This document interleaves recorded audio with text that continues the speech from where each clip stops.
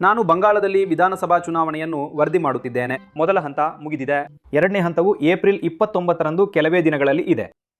ಈಗ ನಾನು ಭಾರತದ ಇತಿಹಾಸವು ಒಂದು ತೀಕ್ಷ್ಣ ನಿರ್ಣಾಯಕ ತಿರುವನ್ನು ಪಡೆದ ಸ್ಥಳದಲ್ಲಿದ್ದೇನೆ. ಇದು ಪಲಾಶಿ ಅಥವಾ ಬ್ರಿಟಿಷರು ಕರೀತಾ ಇದ್ದಂತೆ ಪ್ಲಾಸಿ. ಇದು 1757ರ ಯುದ್ಧವನ್ನ ಸ್ಮರಿಸುವ ಸ್ಮಾರಕವಾಗಿದೆ. ಇಲ್ಲೇ ಯುವ ನವಾಬ ಸಿರಾಜ್ ಉದ್ ದೌಲನಿಗೆ ಅವನ ಸ್ವಂತದವರೇ ದ್ರೋಹ ಬಗೆದು ಬಂಗಾಳದ ಮತ್ತು ಅಂತಿಮವಾಗಿ ಇಡೀ ಭಾರತದ ಕೀಲಿಗಳನ್ನು ರಾಬರ್ಟ್ ಕ್ಲೈವ್ ಮತ್ತು ಈಸ್ಟ್ ಇಂಡಿಯಾ ಕಂಪನಿಗೆ ಹಸ್ತಾಂತರಿಸಿದರು. ಅದು ಕೇವಲ ಒಂದು ಸೈನಿಕ ಸೋಲಾಗಿರಲಿಲ್ಲ, ಅದು 200 ವರ್ಷಗಳ ವಸಾಹತುಶಾಹಿ ಆಡಳಿತದ ಆರಂಭವಾಗಿತ್ತು. ನಾನು ಮೃಣ್ಮೋಯ್ ಅವರಿಗೆ ಈ ಸ್ಮಾರಕದ ಕೆಲವು ಶಾಟ್ಗಳನ್ನು ನಿಮಗೆ ನೀಡಲು ಕೇಳುತ್ತೇನೆ. ಇದು ಖಂಡಿತ 1998ರಲ್ಲಿ ತೆರೆಯಲ್ಪಟ್ಟಿತು ಮತ್ತು ನಿಜವಾದ ಸ್ಮಾರಕವು ಒಳಗೆ ಇದೆ. ನೀವು ಅದನ್ನು ನೋಡಬಹುದು. ಇದು ನಿಜವಾಗಿಯೂ ಇದೀಗ ತುಂಬ ಗಿಜಿಗುಡುತ್ತಿಲ್ಲ, ಇದು ತುಂಬ ಬಿಸಿಯಾಗಿಯೂ ಇದೆ. ಆದರೆ ಹಾಗಲ್ಲದಿದ್ದರೂ ಇಷ್ಟೊಂದು ಅಗಾಧ ಐತಿಹಾಸಿಕ ಮಹತ್ವವಿರುವ ಸ್ಥಳಕ್ಕೆ ನೆಲದ ಮೇಲಿನ ವಾಸ್ತವವು ಅಷ್ಟೇನೂ ಪ್ರಭಾವಶಾಲಿಯಾಗಿಲ್ಲ ಎನಿಸುತ್ತದೆ. ಈಗ ಇದು ಸುತ್ತಮುತ್ತಲಿನ ಎಲ್ಲ ಕಡೆಯಿಂದ ಜನರನ್ನು ಸೆಳೆಯಬೇಕಾದ ಒಂದು ಸ್ಥಳ. ಆದರೂ ಪ್ರವಾಸಿಗರಿಗಿರುವ ಮೂಲಸೌಕರ್ಯವು ಬಹುತೇಕ ಅಸ್ತಿತ್ವದಲ್ಲಿಲ್ಲ. ಅಂದರೆ ನಾವು ಇಂತಹ ಸ್ಥಳಗಳನ್ನು ಸಂರಕ್ಷಿಸದಿದ್ದರೆ ನಾವು ನಿಜವಾಗಿಯೂ ಪಾರಂಪರಿಕವಾಗಿ ಪಡೆದ ಇತಿಹಾಸವನ್ನು ಹೇಗೆ ಕಾಪಾಡುತ್ತಿದ್ದೇವೆ ಎಂದು ನಿಮಗೆ ಆಶ್ಚರ್ಯವಾಗುತ್ತದೆ. ಇದು ಪಲಾಶಿ ಸ್ಮಾರಕದ ಎರಡನೇ ಭಾಗ ಮತ್ತು ಇದು ಏನೆಂದು ನಿಮಗೆ ತೋರಿಸುವ ಮೊದಲು ನಾನು ಕೇವಲ ಒಂದು ವಿಷಯವನ್ನು ಗಮನಕ್ಕೆ ತರಲು ಇಷ್ಟಪಡುತ್ತೇನೆ. ಅದೆಂದರೆ ಇದು ಅಕ್ಷರಶಃ ಹೊಲಗಳ ಮಧ್ಯದಲ್ಲಿದೆ ಮತ್ತು ಬಹುಶಃ ಇರುವ ಒಂದೇ ಒಂದು ಸಮಾಧಾನಕರ ವಿಷಯವೆಂದರೆ ಈ ಸ್ಥಳಕ್ಕೆ ಈಗ ತಾನೇ ಒಂದು ಕಾಂಕ್ರೀಟ್ ರಸ್ತೆಯನ್ನು ಹಾಕಲಾಗಿದೆ ಮತ್ತು ಈ ಸಂಪೂರ್ಣ ಪ್ರದೇಶಕ್ಕೆ ಸುಣ್ಣ ಬಳಿದು ಬಣ್ಣ ಹಚ್ಚಲಾಗಿದೆ. ಆದರೆ ಇದು ಏನೆಂದು ನಾನು ನಿಮಗೆ ತೋರಿಸುತ್ತೇನೆ. ಇದೇ ಆ ಸ್ಥಳ. ಅಲ್ಲಿ ನವಾಬ್ ಸಿರಾಜ್ ಉದ್ ದೌಲನ ಸೈನ್ಯದ ಪ್ರಮುಖ ವ್ಯಕ್ತಿಗಳು ನಿಜವಾಗಿಯೂ ಹತರಾದರು. ಬಕ್ಷಿ ಮೀರ್ ಮದನ್, ಬಹದ್ದೂರ್ ಅಲಿ ಖಾನ್, ನವಾಯಿ ಸಿಂಗ್ ಹಜಾರಿ. ಈ ಫಲಕವು ಹೇಳುವಂತೆ ಅವರೆಲ್ಲರೂ 1857ರ ಜೂನ್ 23ರಂದು ಇಲ್ಲಿ ಹತರಾದರು. ಆದರೆ ಇಲ್ಲಿ ಇತಿಹಾಸ ಕೇವಲ ಭೂತಕಾಲದ ಬಗ್ಗೆ ಮಾತ್ರವಲ್ಲ. ನಾನು ವಿಧಾನಸಭಾ ಚುನಾವಣೆಗಾಗಿ ಬಂಗಾಳದಾದ್ಯಂತ ಪ್ರಯಾಣಿಸುವಾಗ ಪಲಾಶಿಯ ಪ್ರತಿಧ್ವನಿಗಳು ಆಶ್ಚರ್ಯಕರವಾಗಿ ಆಧುನಿಕವೆಂದು ಭಾಸವಾಗುತ್ತವೆ.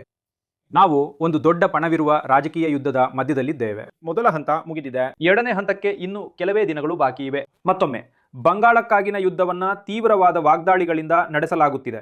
ಹೊರಗಿನವರು ವರ್ಸಸ್ ಒಳಗಿನವರು, ದ್ರೋಹ, ನಿಷ್ಠೆಯ ಮಾತುಗಳನ್ನು ನಾವು ಕೇಳುತ್ತೇವೆ. ಇವು 1757ರಿಂದ ಈ ಮಣ್ಣನ್ನು ವ್ಯಾಖ್ಯಾನಿಸಿದ ವಿಷಯಗಳಾಗಿವೆ. ಆಗಿನ ಕಾಲದಲ್ಲಿ ಪ್ರಬಲರ ಬದಲಾಗುತ್ತಿದ್ದ ನಿಷ್ಠೆಗಳಿಂದ ಸಾಮಾನ್ಯ ಮನುಷ್ಯನ ಹಣೆಬರಹ ನಿರ್ಧಾರವಾಗುತ್ತಿತ್ತು. ಇಂದು ಅಧಿಕಾರವು ಮತದಾರನಿಗೆ ವರ್ಗಾವಣೆಗೊಂಡಿದೆ. ಅಂತಿಮ ಹಂತಕ್ಕೆ ಪ್ರಚಾರದ ಕಾವು ತೀವ್ರಗೊಳ್ಳುತ್ತಿದ್ದಂತೆ ಮತ್ತು ರಾಜಕೀಯ ದಿಗ್ಗಜರು ಸೆಣಸಾಡುತ್ತಿದ್ದಂತೆ ನನಗನಿಸುತ್ತದೆ ಬಹುಶಃ ಕೇಳಬೇಕಾದ ಮತ್ತು ಚರ್ಚಿಸಬೇಕಾದ ದೊಡ್ಡ ಪ್ರಶ್ನೆ ಎಂದರೆ ಬಂಗಾಳದ ಈ ತೀವ್ರ ರಾಜಕೀಯ ಪ್ರಚಾರದ ಮಧ್ಯದಲ್ಲಿ ಸಾಮಾನ್ಯ ಮನುಷ್ಯನ ಧ್ವನಿ ಕೇಳಿಸುತ್ತಿದೆಯೇ ಎಂಬುದು.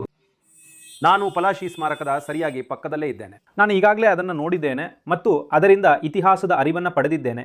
ಆದರೆ ಈ ಚುನಾವಣೆ ಮತ್ತು ರಾಜಕೀಯ ಹಾಗೂ ಇತರ ವಿಷಯಗಳ ಬಗ್ಗೆ ಪಲಾಶಿಯ ಜನರಿಗೆ ಏನು ಅನಿಸುತ್ತದೆ ಎಂಬುದರ ಬಗ್ಗೆ ಅವರಿಂದ ಒಂದು ಅರಿವನ್ನು ಪಡೆಯಬೇಕು ಎಂದು ನಾನು ಯೋಚಿಸಿದೆ. ಇಲ್ಲಿ ನನ್ನೊಂದಿಗೆ ಕೆಲವು ಜನರಿದ್ದಾರೆ.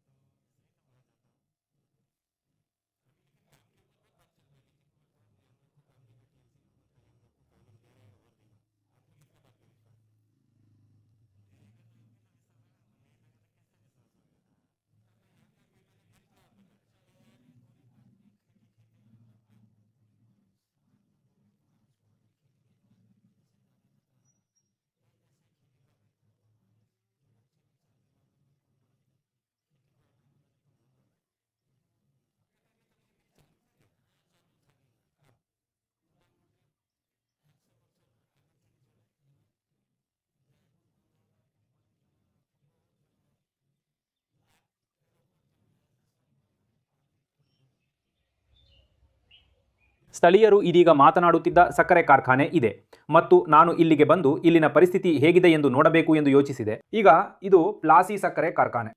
ಇದು ಒಂದಾನೊಂದು ಕಾಲದಲ್ಲಿ ಈ ಪ್ರದೇಶದ ಅತಿದೊಡ್ಡ ಸಕ್ಕರೆ ಕಾರ್ಖಾನೆಗಳಲ್ಲಿ ಒಂದಾಗಿತ್ತು ಮತ್ತು ಖಂಡಿತವಾಗಿಯೂ ಇದು ಒಂದು ಖಾಸಗಿ ಸಂಸ್ಥೆಯಾಗಿತ್ತು.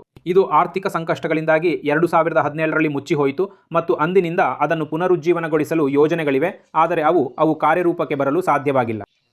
ಸುಮಾರು 3500 ರೈತರಿದ್ದರು. ಅವರು ನಿಜವಾಗಿಯೂ ಈ ಸಕ್ಕರೆ ಕಾರ್ಖಾನೆಯಿಂದ ಪ್ರಯೋಜನ ಪಡೆಯುತ್ತಿದ್ದರು. ಅವರು ಸುಮಾರು 1200 ಹೆಕ್ಟೇರ್ ಭೂಮಿಯಲ್ಲಿ ಕಬ್ಬನ್ನು ಬೆಳೆಯುತ್ತಿದ್ದರು. ಈಗ ಸ್ಪಷ್ಟವಾಗಿ ಅವರು ಭತ್ತ, ಸೆಣಬು, ಸಾಸಿವೆ, ತರಸಿವೆ, ತರಕಾರಿಗಳಂತಹ ಇತರ ಬೆಳೆಗಳಿಗೆ ವೈವಿಧ್ಯಗೊಳಿಸಬೇಕಾಯಿತು. 2024ರಲ್ಲಿ ಇದನ್ನು ಪುನರುಜ್ಜೀವನಗೊಳಿಸಲು ರಾಜ್ಯ ಸರ್ಕಾರವು ಚರ್ಚಿಸಿದ ಒಂದು ಯೋಜನೆ ಇತ್ತು, ಆದರೆ ಇಲ್ಲಿಯವರೆಗೆ ಏನೂ ಆಗಿಲ್ಲ.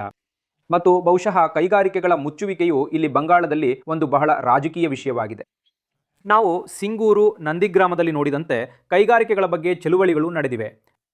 ಅವುಗಳಿಂದಾಗಿ ಜನರು ಯೋಜನೆಗಳಿಂದ ಹಿಂದೆ ಸರಿದಿದ್ದಾರೆ ಮತ್ತು ಹೀಗೆಯೇ ಮುಂದುವರಿದಿದೆ. ಈ ಪ್ರಕರಣದಲ್ಲಿ ಖಂಡಿತವಾಗಿಯೂ ಇದೊಂದು ಸಕ್ಕರೆ ಕಾರ್ಖಾನೆ, ಗಿರಣಿ, ಆದರೆ ಒಂದು ದೊಡ್ಡದು, ಅದು ಮುಚ್ಚಲ್ಪಟ್ಟಿದೆ. ಆದ್ದರಿಂದ ಇದನ್ನು ಕೂಡ ನಿಮಗೆ ಗೊತ್ತಲ್ಲ, ಬಹುಶಃ ಪುನಶ್ಚೇತನಗೊಳಿಸಲು ಕೆಲವು ಪ್ರಯತ್ನಗಳು, ಕೈಗಾರಿಕೀಕರಣಕ್ಕಾಗಿ ಕೆಲವು ಪ್ರಯತ್ನಗಳು ನಡೆಯುತ್ತವೆ ಎಂದು ಒಬ್ಬರು ಆಶಿಸುತ್ತಾರೆ. ಖಂಡಿತವಾಗಿಯೂ ಬಹಳಷ್ಟು ರಾಜಕೀಯ ವಾಕ್ಚಾತುರ್ಯ ನಡೆಯುತ್ತಿರುತ್ತದೆ. ಟಿಎಂಸಿ ಹೇಳುವುದೇನೆಂದರೆ ಬಂಗಾಳಕ್ಕೆ ಕೈಗಾರಿಕೆಗಳನ್ನು ತರುವ ಪ್ರಯತ್ನ ನಡೆಯುತ್ತಿದೆ ಮತ್ತು ಅನೇಕವು ಅಭಿವೃದ್ಧಿ ಹೊಂದುತ್ತಿವೆ ಕೂಡ. ಬಿಜೆಪಿ ಹೇಳುವುದೇನೆಂದರೆ ಮಮತಾ ಮತ್ತು ಟಿಎಂಸಿಯಿಂದಾಗಿಯೇ ಕೈಗಾರಿಕೆಗಳು ಮತ್ತು ಕೈಗಾರಿಕೋದ್ಯಮಿಗಳು ಬಂಗಾಳವನ್ನು ತೊರೆಯುತ್ತಿದ್ದಾರೆ. ಆದ್ದರಿಂದ ರಾಜಕೀಯವನ್ನ ಬದಿಗಿಟ್ಟರೆ, ಈ ರೀತಿಯ ಮೂಲಸೌಕರ್ಯವನ್ನ ನಿಜವಾಗಿಯೂ ಬಳಸಿಕೊಂಡರೆ ಅದು ಬಂಗಾಳದ ಜನರಿಗೆ ದೊಡ್ಡ ರೀತಿಯಲ್ಲಿ ಸಹಾಯ ಮಾಡುತ್ತದೆ ಎಂದು ಒಬ್ಬರು ಆಶಿಸುತ್ತಾರೆ.